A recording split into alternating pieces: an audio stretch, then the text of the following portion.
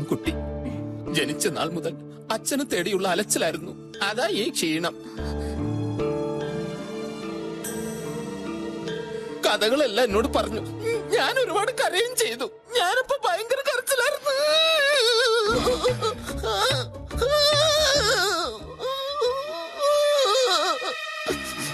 എനിക്ക് താങ്ങാൻ പറ്റുന്നില്ല. ഞാൻ ഉരുട്ടട്ടെ? ഏറ്റില്ല. നീ കൊണ്ടുവന്നാണെന്ന് പറഞ്ഞാ മതി. പൊളിഞ്ഞടി ഭയങ്കരി. നീ മോളാണെന്നുള്ള കാര്യം സാർ വിശ്വസിച്ചിട്ടില്ല. എടി എന്തടി നീ വിചാരിച്ചത്? നിന്റെ മറ്റേ തൊഴിലിനുള്ള ഏരിയാണിതെന്നോ? ശരിക്കും നിങ്ങൾ തമ്മിൽ പരിചയമുണ്ടായിരുന്നോ? അവളോട് തന്നെ ചോദിച്ചു നോക്ക്, പറഞ്ഞു തരും. പിന്നെ ഉദ്യോഗം എന്താണെന്നും കൂടെ ചോദിച്ചോണം.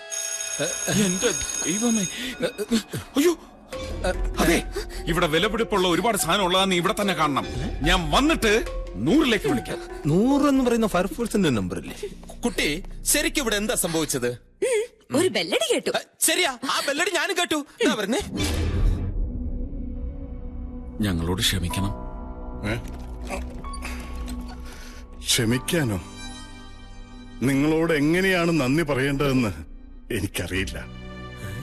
പലരും ശ്രമിച്ചിട്ട് നടക്കാതിരുന്നത് എന്റെ മോളെ എനിക്ക് കൊണ്ടു തന്നില്ലേ? തീരെ പ്രതീക്ഷിക്കാതെ പെട്ടെന്ന് എന്റെ മോളെ മുമ്പിൽ കണ്ടപ്പോ എനിക്കറിയില്ല കൃഷ്ണ, എങ്ങനെയാ ഞാൻ അവളെ സ്വീകരിക്കുക. സാർ സിംഗാരിമളെ താലപ്പൊലി അറേഞ്ച് ബെസ്റ്റ് ആയിരിക്കും. വേണ്ടെങ്കിൽ വേണ്ട, ഞാൻ ഒരു അഭിപ്രായം പറഞ്ഞേ ഉള്ളൂ. സാർ, ഞാൻ ശാലിമളെ ഇങ്ങോട്ട് കൂട്ടിക്കൊണ്ടുവരാം. സാറിന്റെ മനസ്സിലിണങ്ങുന്ന രീതിയിൽ സാർ സ്വീകരിച്ചോ. കണ്ടോ സാർ? കൃഷ്ണ, ഉടനെ തന്നെ നമുക്കൊരു യാത്ര അറേഞ്ച് ചെയ്യണം. മോളും ഞാനും നമ്മളെല്ലാവരും കൂടി സകല അമ്പലങ്ങളിലേക്കും. എല്ലാ ദൈവങ്ങളോടും എനിക്ക് നന്ദി പറയണം. സത്യം എന്താണെന്ന് അറിയാതെ നമ്മൾ... ആ സത്യമൊക്കെ ഞാൻ സാറിനോട് നേരത്തെ പറഞ്ഞതാ. സ്വന്തം കുഞ്ഞിനെ വളർത്താൻ ത്രാണിയില്ലാതെ അനാഥാലയത്തിൽ ഏൽപ്പിച്ചു പോയ സാവിത്രി ചാച്ചി 10 വർഷം മുമ്പ് മരിച്ചുപോയ കാര്യല്ലേ? അന്ന് ഈ മോൾക്ക് വെറും 11 വയസ്സ് അല്ലേ ശാലിമളു? അതെന്ന്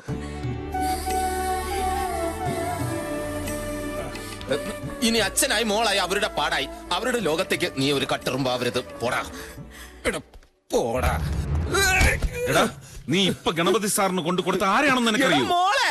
മോളെ അഡ്ജസ്റ്റ് ചെയ്യണമെന്ന് പറഞ്ഞ് ഞാൻ മോളെ അഡ്ജസ്റ്റ് ചെയ്ത് കൊടുത്തു. ഇനി മോനെ വേണമെന്ന് പറഞ്ഞാൽ മോനെ അഡ്ജസ്റ്റ് ചെയ്ത് കൊടുക്കും. ഇനി ഗണപതി സാറിന് വേണമെന്ന് പറഞ്ഞാൽ ഞാൻ ഒരു ഗണപതി സാറിന് അഡ്ജസ്റ്റ് ചെയ്ത് ഗണപതി സാറിന് കൊടുക്കും. അതാണ് ആത്മാർത്ഥത. എടാ, നീ ഇപ്പൊ കൊണ്ടു കൊടുത്ത ഒരു കള്ളിയെ, ഒരു പെരും കള്ളിയെ. എടാ, കൊച്ചിയിൽ ഞാൻ വന്നിറങ്ങിയ ദിവസം ഇവളൊരാളുടെ പണവും തട്ടിയെടുത്ത് ഓടുന്നത് ഞാൻ കണ്ടതാ. എന്റെ ഈ 2 കണ്ണുകൊണ്ട് കണ്ടതാ. അതുകൊണ്ട് നീ ചെന്ന് ഇപ്പൊ സാറിനോട് പറയണം, ആള് മാറിപ്പോയതാ, ഒരു അബദ്ധം പറ്റിയതാ. ഇനി നിനക്ക് വിഷമാണെങ്കിൽ അവള് കള്ളിയാണെന്നൊന്നും പറയണ്ട. അവൾ എവിടെങ്കിലും പോയി പണ്ടാറടങ്ങട്ടെ. എടാ ഉണ്ണികൃഷ്ണ, ഓ എടാ, കാളവാല് പൊക്കുന്നത് ഈ ഐസ്ക്രീം കഴിക്കാനല്ല എന്ന് ഇവിടെ എല്ലാവർക്കും അറിയാം. എനിക്ക് നേരത്തെ തോന്നി നീ എന്തേലും ഉടക്കുണ്ടാക്കിയിടുന്നു. എടാ, അതുകൊണ്ടല്ലേ ഗണപതി സാറിന് മോളെ കിട്ടി വരും ഞാൻ ചെന്ന് പറയാന്ന് പറഞ്ഞപ്പോ നീ വേണ്ടാന്ന് പറഞ്ഞത്? എടാ, എന്നോട് അദ്ദേഹത്തിന് താല്പര്യം കൂടും എന്നുള്ളൊരു അസൂയ. നീ നോക്കിക്കോ, സ്വന്തം മോളെ കഷ്ടപ്പെട്ട് കണ്ടുപിടിച്ചു കൊടുത്ത ഈ ഞാനാടാ ഇവിടുത്തെ നമ്പർ 1. അന്ന് നീ എന്നെ കണ്ടപ്പോ എന്താ വിളിച്ചത്? എടാ കണാപ്പ, നഖം പറ്റാരാന്ന്. ഇനി ആ ജോലി നീ ഇവിടെ ചെയ്യും. ഞാൻ ഇവിടുത്തെ ജനറൽ മാനേജറായിട്ട് ഒരു വിലസും. അപ്പൊ നീ പോയി സാറിനോട് മാറ്റി പറയില്ല? ഇല്ല, വേണ്ട, ഞാൻ പോയി പറയാം. എനിക്കത് പറഞ്ഞല്ലേ പറ്റും. നീ അവിടെ നിൽക്ക്. നിനക്ക് അയാളോട് ഇത്ര ആത്മാർത്ഥം തോന്നുന്നു. അയാളായിരുന്നു നിന്റെ അമ്മായിയപ്പനാ. എന്റെ അമ്മായിയപ്പനും അല്ല, അപ്പാപ്പനും അല്ല. പക്ഷേ അയാൾ എന്നെ വിശ്വസിക്കുന്നു. അങ്ങനെ ഒരാളെ ചതിക്കാൻ എനിക്ക് വയ്യ. ഞാൻ പോയി പറയും. നിന്റെ കാലി ഇത് എത്ര കിലോമീറ്ററാണ്? ഒരു കാലി അവിടെ നില്ല്. എന്നെ കൊന്നിട്ട് വേണം നിന്നെ ഇവിടെ തന്നെ നിന്നെ വിടില്ലടാ ഞാൻ. പക്കച്ച് കമത്തിട്ട് നിന്നെ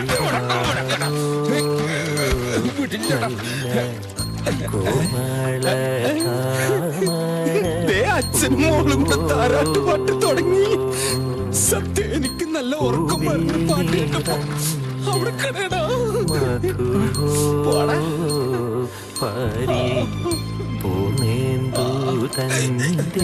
ഇല്ലടാ, എന്നാലും നിന്നെ വിടില്ല. ഇഴഞ്ഞും പോവാൻ പറ്റില്ല.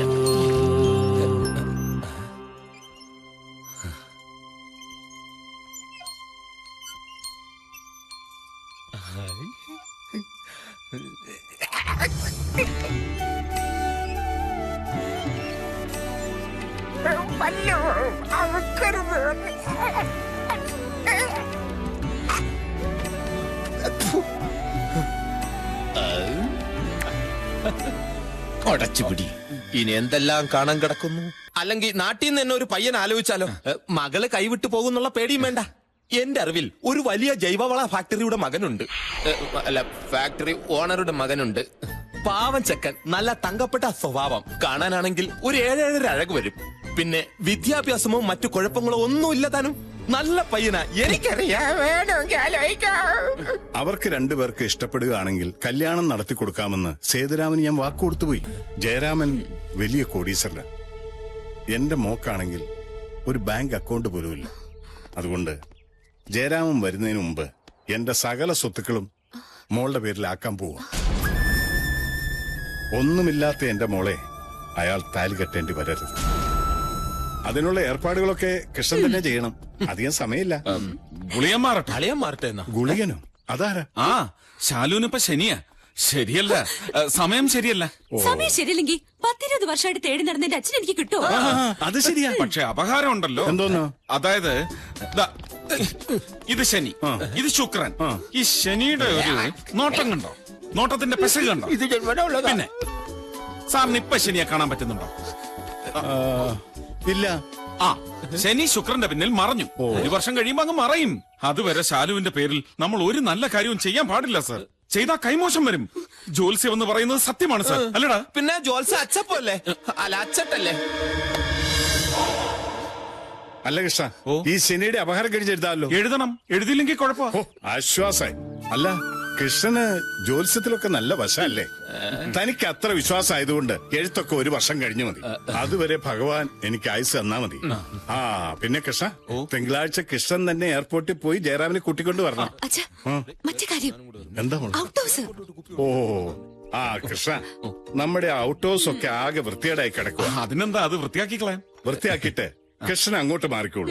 ഒപ്പൽ അകത്തെ കാര്യങ്ങളൊക്കെ നോക്കട്ടെ.